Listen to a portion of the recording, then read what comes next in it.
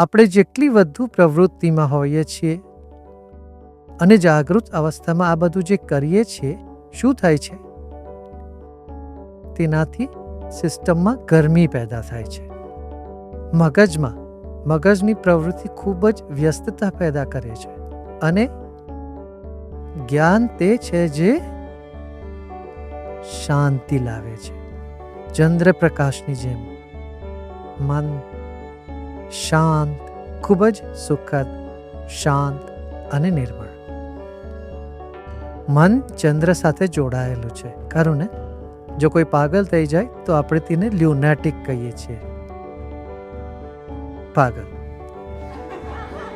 પરંતુ ચંદ્રમાં કેટલીક ખૂબ જ સુખદ ગુણવત્તા છે. શીતળ, ઠંડક આપનાર, છતાં તેજસ્વી. તેથી જ તમારું મન આવું શીતળ, શાંત અને તેજસ્વી બને તે તમારું લક્ષ્ય હોવું જોઈએ. તમે જોયું છે, જ્યારે તમે ધ્યાનમાં બેસો છો ત્યારે શું થાય છે? મન શાંત થાય છે, બરાબર ને? મન શાંત થાય છે. અને જ્યારે મન શાંત થાય છે ત્યારે જ તમે પણ શાંત, કુલ બનો છો. જ્યાં સુધી મન શાંત ન હોય ત્યાં સુધી તમે શાંત નહીં થઈ શકો. કોઈને કોઈ કારણસર આપણે ફસાતા જઈએ છીએ. જ્યારે મન બગડે છે, મગજ પણ બગડે છે.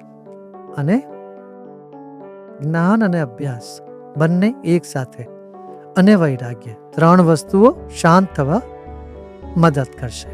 જ્યારે મન શાંત હોય ત્યારે એન્ટ્રોપી ઓછી હોય છે.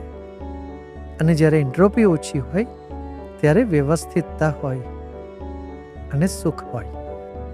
વ્યવસ્થિતતા ત્યારે આવે જ્યારે એન્ટ્રોપી ઓછી હોય. સમજો છો એન્ટ્રોપી? હા, ભૌતિક શાસ્ત્રની ભાષા. ભૌતિક શાસ્ત્રના વિદ્યાર્થી છો? ઓછી એન્ટ્રોપી એટલે વ્યવસ્થિતતા. તેનો અર્થ કાર્યક્ષમતા. તેનો અર્થ સુખદાયક, અને મન ખૂબ જ નિર્મળ, શાંતિપૂર્ણ બને છે. તે જ્ઞાન તમને આપી શકે છે. જ્ઞાન શાંતિ લાવે છે. પછી વૈરાગ્ય. જો દુનિયામાં બધું અહીં જ રહેવાનું છે, કશું જ તમારી સાથે કાયમ રહેવાનું નથી. બધું જ એક દિવસ તમને છોડી દેશે, અથવા તમે બધું છોડી દેશો. આ અનુભૂતિ શરીર સહિત, તમે જાણો છો, તમારા કપડાનું આયુષ્ય વધારે હોય છે.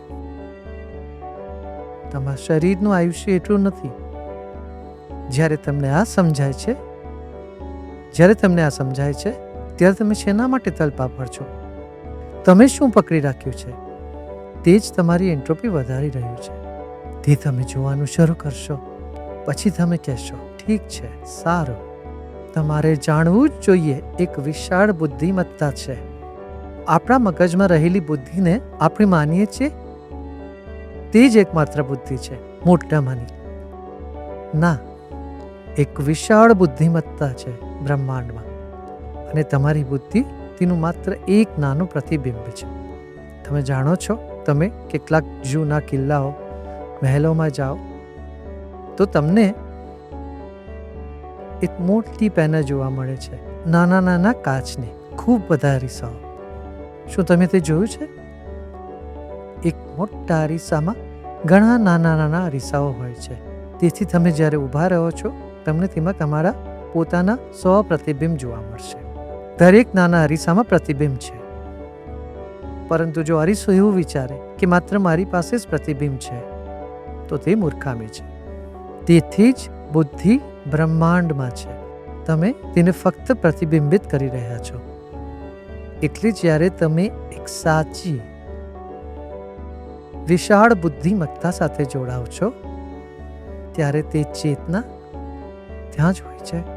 ત્યારે તમારું મન શાંત થાય છે, એન્ટ્રોપી ઓછી થાય છે, અને તમે ખૂબ સારું કરી રહ્યા છો. તેથી જ તમે અહીં આવીને આ કરી રહ્યા છો, મૌન વર્કશોપ. તે ફરીથી ને ફરીથી કરો. વર્ષમાં ઘણી વખત કરવાથી મદદ મળશે. જાણો છો, દર 3 મહિને, 6 મહિને, 1 અઠવાડિયું આ કરી શકો. 2 અઠવાડિયા તમે આવી શકો, બેસો તો એન્ટ્રોપી ઘટે છે, મગજ ઠંડુ થાય, તમે સુખદ અનુભવ કરો છો અને ઉર્જાવાન બનશે આખી સિસ્ટમ, સારી સંગત તમારા માટે આ કરશે. તમે જાણો છો, તમારો ખોરાક અને સંગત તમારી બુદ્ધિ પર અસર કરે છે. સમય અને સ્થળ તમારા મન પર અસર કરે છે. તમારા મન પર સમયની અસર થાય છે. સવારે જેવું અનુભવો છો, બપોરે તેમાં અનુભવતા નથી. બપોરે જેવું અનુભવો છો તે સાંજના અનુભવથી અલગ હોય છે, ખરું ને? શિયાળામાં જેવું અનુભવો છો તે ઉનાળામાં અનુભવ કરતા અલગ છે. પાનખરનો અનુભવ, વસંતનો અનુભવ અલગ છે. એટલે સમય મન પર અસર કરે છે. કોઈ રોમેન્ટિક સંગીત સવારે સાંભળતું નથી. 8 વાગે શું કોઈ રોમેન્ટિક મ્યુઝિક સાંભળે છે? કદાચ નવા જે લોકો નવા પ્રેમમાં પડ્યા હોય, કદાચ, મને ખબર નથી. પણ રોમાન્સ ફક્ત સાંજ, સૂર્યાસ્ત, મોડી રાત તે બધા સાથે જોડાયેલ છે. આ ખૂબ જ રસપ્રદ છે. તેથી તમારું મન સમય અને સ્થળ સાથે જોડાયેલું છે. તમે અલગ જગ્યાએ જાઓ તો તમને અલગ અનુભવ થાય છે. તમે જોયું છે, જ્યારે તમે અહીં જર્મનીમાં આશ્રમમાં આવો છો ત્યારે તરત જ તમને સારું લાગે છે. એક ઉચ્ચ ઉર્જા તમારામાંથી કેટલાકને એવું લાગે છે. એવું જ થાય છે જ્યારે તમે બેંગ્લોર આશ્રમમાં આવો છો, બૂન, યુએસએમાં. જે ક્ષણે તમે એવી જગ્યાએ જાઓ છો જ્યાં ધ્યાન થઈ રહ્યું છે, જ્યાં જ્ઞાનની ચર્ચા થઈ રહી હોય, તે સ્થળ તમારામાં એક અલગ ઉર્જા લાવે છે, ઉર્જા બદલી નાખે છે, જેની અસર મન પર થાય છે. તેવી જ રીતે બુદ્ધિ પ્રભાવિત થાય છે સંગત અને ખોરાકથી.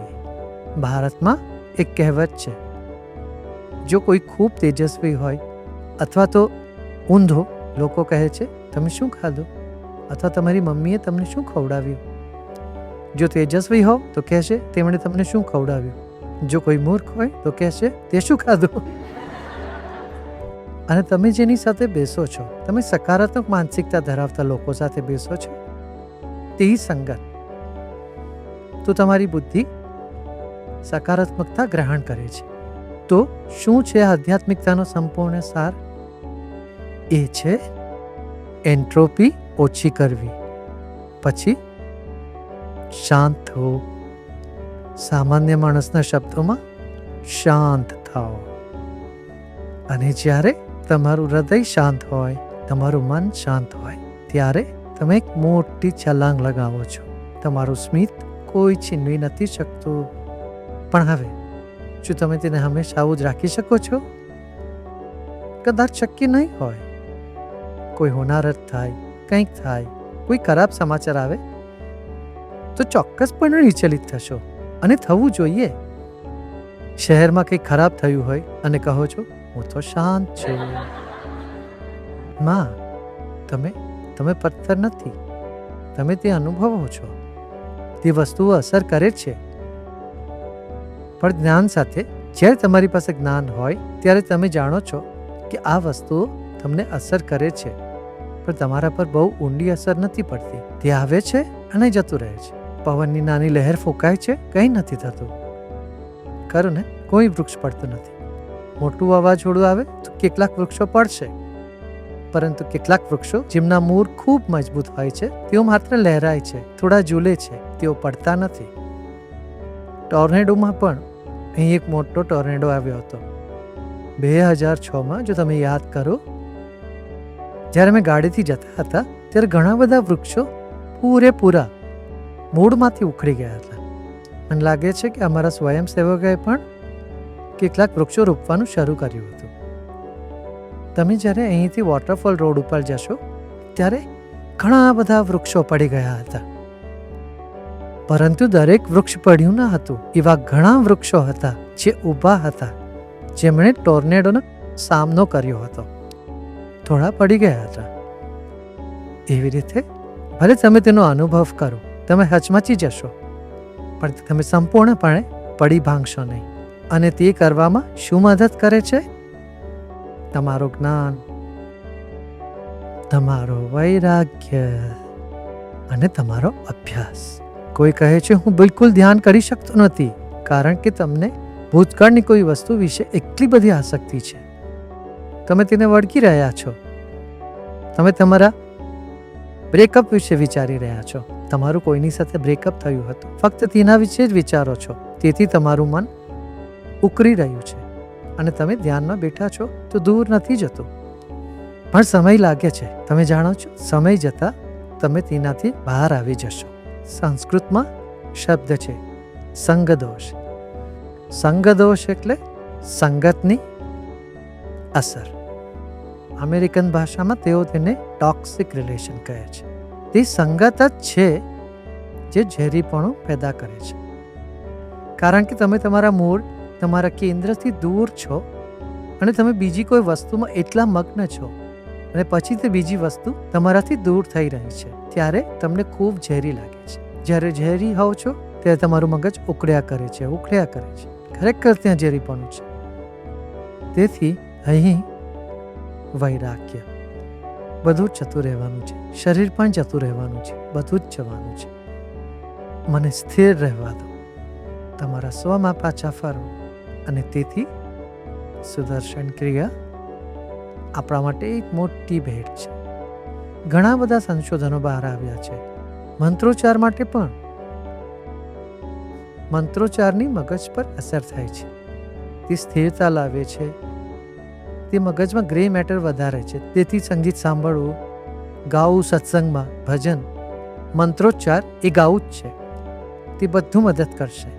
સારી સંગત, વૈરાગ્ય અને અભ્યાસ, જ્ઞાન. મને ખબર છે તે સરળ નથી, પરંતુ વ્યક્તિએ તે લક્ષ્ય રાખવું જોઈએ. તે સરળ નથી. હંમેશા ચંદ્ર જેવી શીતળતા, શાંતિ અનુભવવી, મન શાંત કરવું. પરંતુ જ્યારે તમારી પાસે ટુ ડુ લિસ્ટની યાદી હશે ત્યારે હું તમને કહીશ, જરૂરથી તમે સફળ થશો. જો દરરોજ નહીં તો થોડા દિવસો પણ તમે સફળ થશો તો તે પૂરતું છે. તમને નકારાત્મક વિચાર આવે તો વિચારને આલિંગન આપો અને કહો, મારી ડાબી બાજુમાં બેસ, હું તારી સાથે પાછી વાત કરીશ. ઠીક છે? જો ડાબી બાજુએ બહુ ભીડ હોય તો તેને કહો, ઠીક છે, અહીં બહુ ભીડ છે. તમારા નકારાત્મક વિચારો સાથે લડશો નહીં. તેની સાથે લડશો નહીં. વિચાર સાથે લડવું અર્થહીન છે. તમે તમારી જાત સાથે લડી રહ્યા છો. આ જ થઈ રહ્યું છે. તમે તમારા પોતાના મનમાં તમારી જાત સાથે સંવાદ કરી રહ્યા છો, બીજું કોઈ નથી. તમે ધ્યાનમાં બેઠા છો. તમારો પોતાનો સંવાદ. જ્યારે તમે તેમાંથી બહાર નીકળો ત્યારે તમારે કોઈને શું કહેવું છે, તમારે કોઈને કેવી રીતે મનાવવા જોઈએ, તમારે આ કેવી રીતે બદલવું જોઈએ, અને વગેરે વગેરે. એક કમ ઓન, મારી ડાબી બાજુ બેસ, જમણી બાજુ બેસ, પછી વાત કરીશ તારી સાથે. હા, મને યાદ છે કેવો સરસ નકારાત્મક વિચાર છે. કડક આલિંગન આપો, તમે જોશો તે બસ ગાયબ થશે. જીવન પરિવર્તિત કરતી આવી ટિપ્સ માટે ગુરુદેવની ગુજરાતી યુટ્યુબ ચેનલને સબસ્ક્રાઇબ કરો.